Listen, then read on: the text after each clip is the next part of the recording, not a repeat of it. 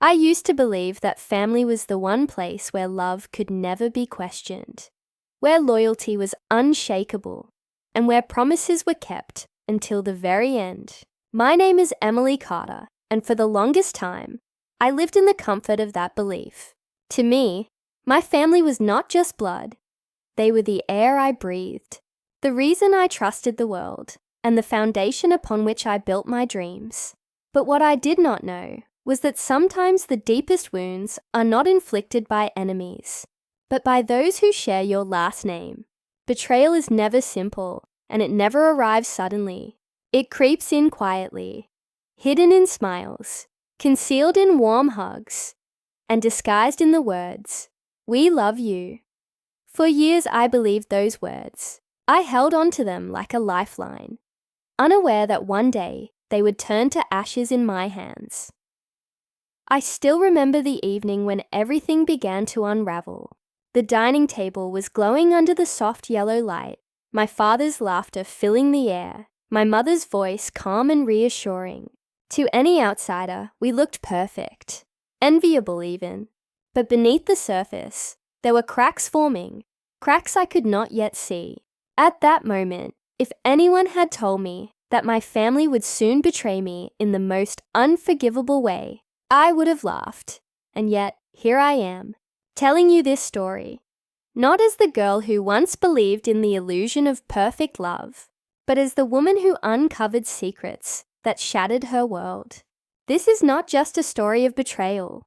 It is the story of how I lost everything I thought I had, and how I found a strength inside me that I never knew existed. Because sometimes, when those you trust the most push you into the fire, you rise, not as the person you were, but as someone reborn.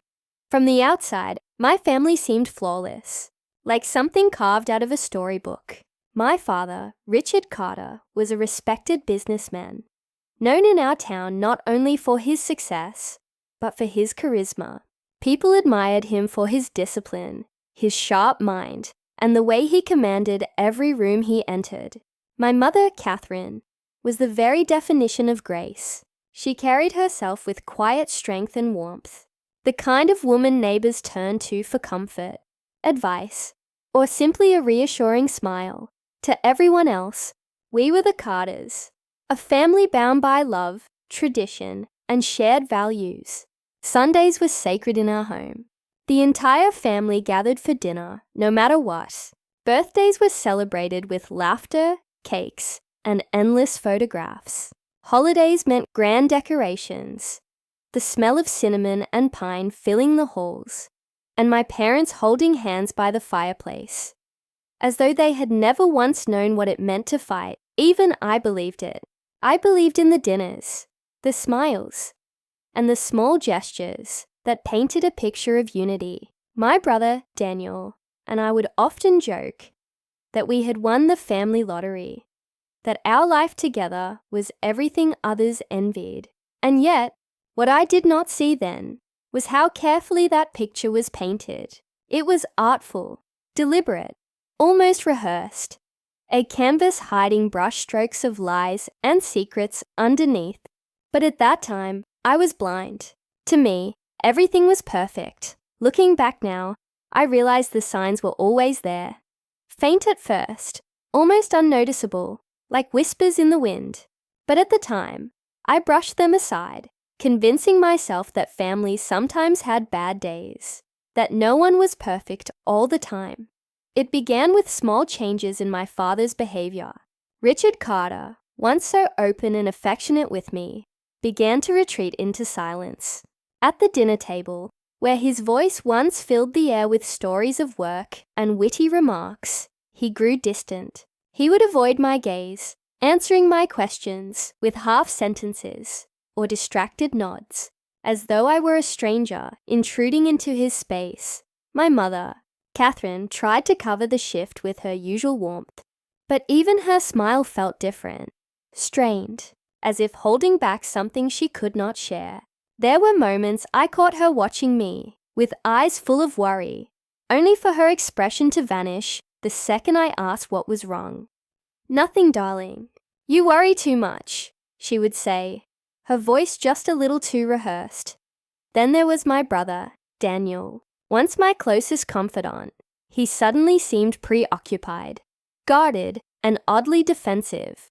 When I asked him to spend time together, like we used to, he always had an excuse: work, friends, something urgent. But it was the way he avoided talking about our parents that unsettled me most. It was as if he was carrying a weight he could not share. At least not with me. The home that once felt alive began to grow colder. Conversations turned shorter, laughter less frequent, and even our Sunday dinners, the sacred Carter tradition, became tense, filled with awkward silences that no one dared break. And yet, I told myself not to worry. I told myself families go through phases, that love remains even in silence. I ignored the unease, believing that whatever this shadow was, it would soon pass. But shadows have a way of growing darker when you refuse to face them.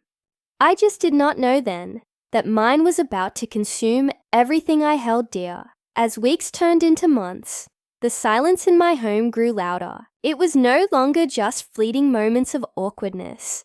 It was a constant weight pressing down on me.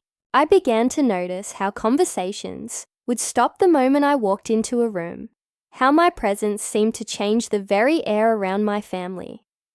My father, Richard, had practically become a ghost in his own house. When he spoke to me, it was formal, almost businesslike, as though I was some distant relative rather than his daughter. Gone were the days when he would ask about my plans, my dreams, or my smallest victories. Instead, his words were clipped, his eyes avoiding mine, as if I had unknowingly done something to disappoint him. Catherine, my mother, continued her act of warmth, but I could see through it now. Her smiles came too quickly, her reassurances too shallow. She busied herself with chores, cooking, and entertaining neighbors, but rarely sat down with me the way she once had. Sometimes, when she thought I was not looking, I caught her staring at me with a mixture of sorrow and guilt. But whenever I confronted her, she would dismiss it with a shaky laugh. "Oh, Emily, you're imagining things." And then there was Daniel. My brother had been my anchor through childhood, my partner in laughter, my secret keeper, my shield against the world. But now, he was avoiding me more than ever. He stopped answering my late-night calls. He ignored my texts. And whenever we were face to face, his words were sharp, defensive, as though I had suddenly become his enemy. The boy who once promised me he would always stand by my side now looked at me as though I were the problem. I tried to rationalize it. Perhaps they were under stress. Maybe there was something happening that I was too young to understand. But deep down I knew families do not drift apart without reason. Love does not simply vanish without a cause. The house that once felt like home now felt like a cage.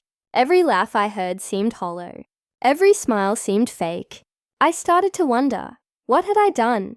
Why did the people who once swore they loved me now treat me as if I were an outsider? I could not find the answer then, but I knew one thing. The distance was no accident. It was deliberate. And one day soon, I would discover why. It happened on a rainy Thursday evening. The kind of night when thunder shakes the windows and the streets outside look deserted. I was searching for an old family photo album in my father's study, hoping to remind myself of happier days. The room smelled of leather and old books, the shelves neatly stacked, every file labeled with precision.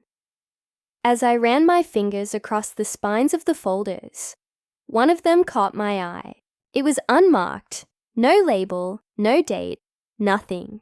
My father was meticulous about organization.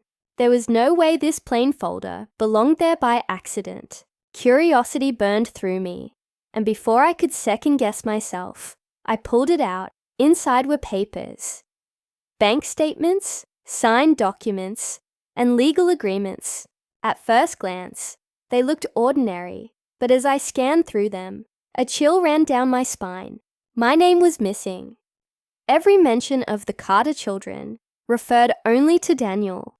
The documents spoke of inheritance, property transfers, and business shares, all carefully arranged to exclude me entirely.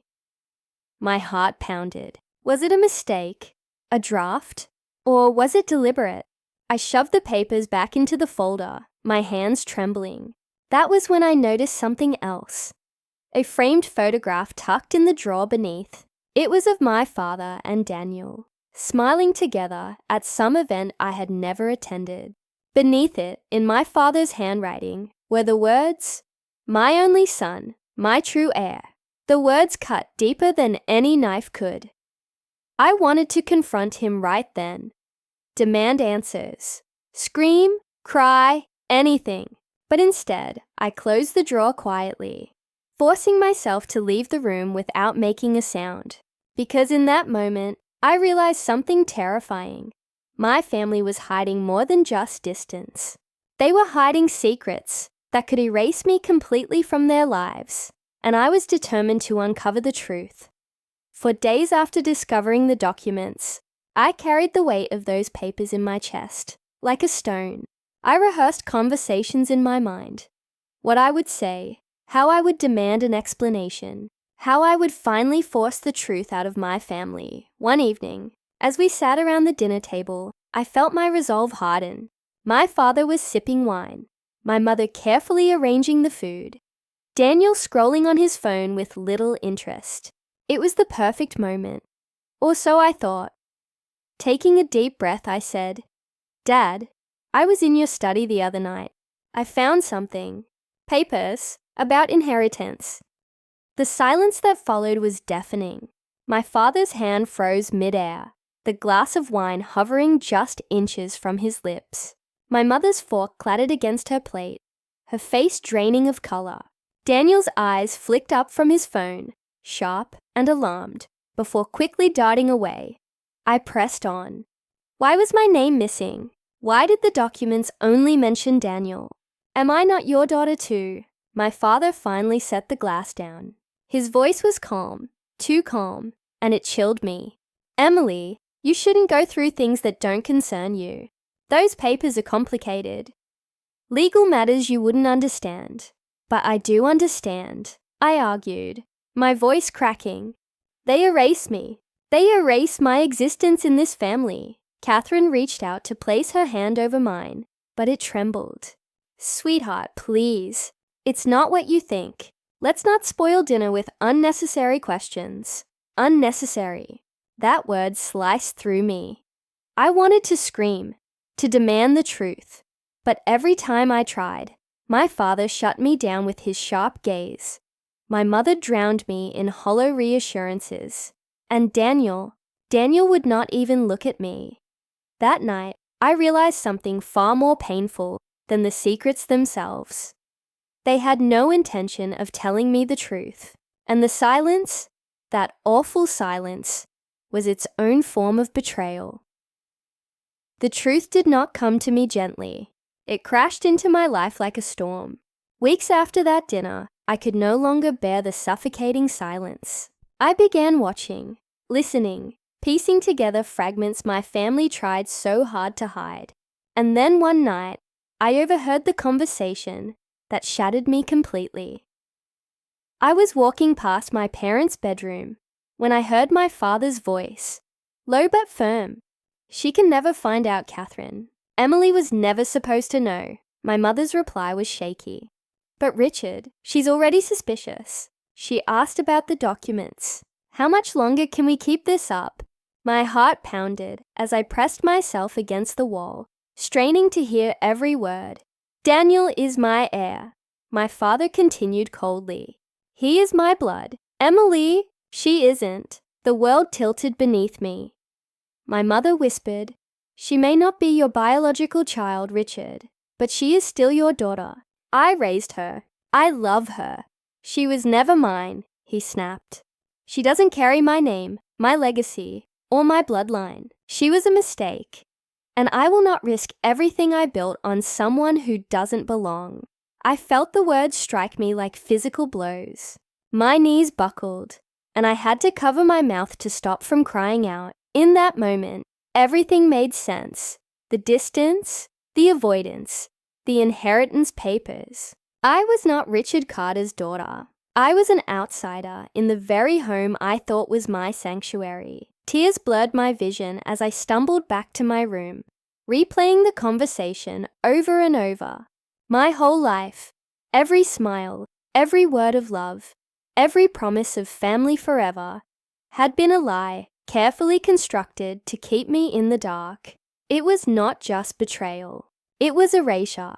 For the first time in my life, I realized that the man I had called father saw me as nothing more than a shadow in his house.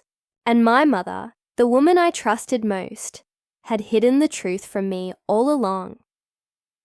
That night, I stopped being Emily Carter, the daughter who believed in unconditional love. I became Emily, the girl betrayed by the very blood that was supposed to protect her.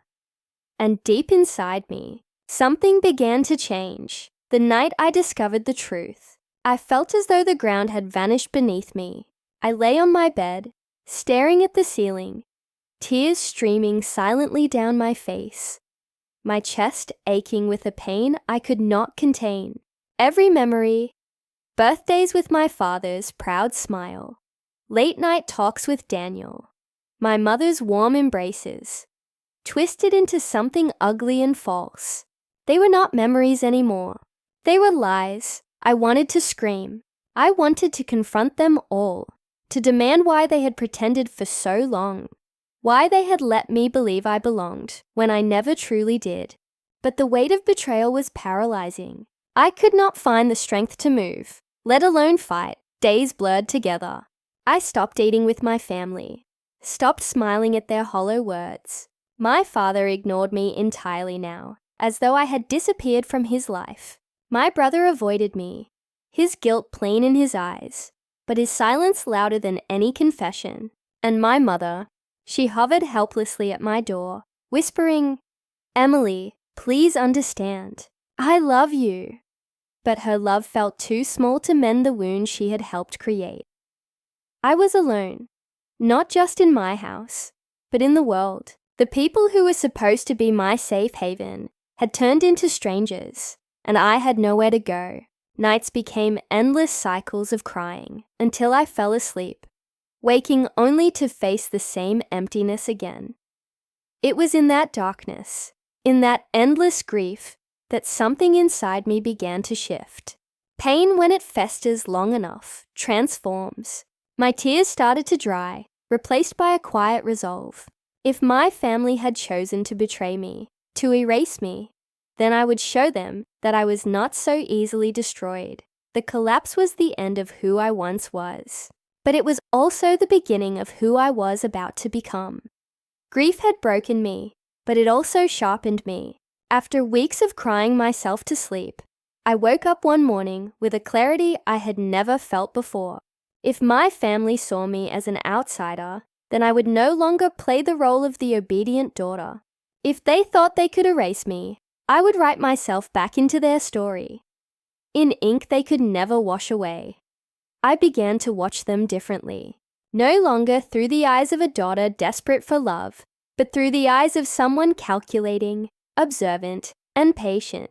I studied my father's every move, the way he spoke of his business, the pride he had in his public image, the reputation he guarded like treasure. I knew then that his power was not in money alone. It was in the way the world saw him. To destroy Richard Carter, I did not need to touch his wealth. I only needed to shatter his name. My brother Daniel was weaker. He thrived under my father's shadow, clinging to the role of the true heir. He enjoyed the attention, the praise, but he lacked the strength to stand on his own. I realized that if I pulled away the ground beneath him, Daniel would crumble.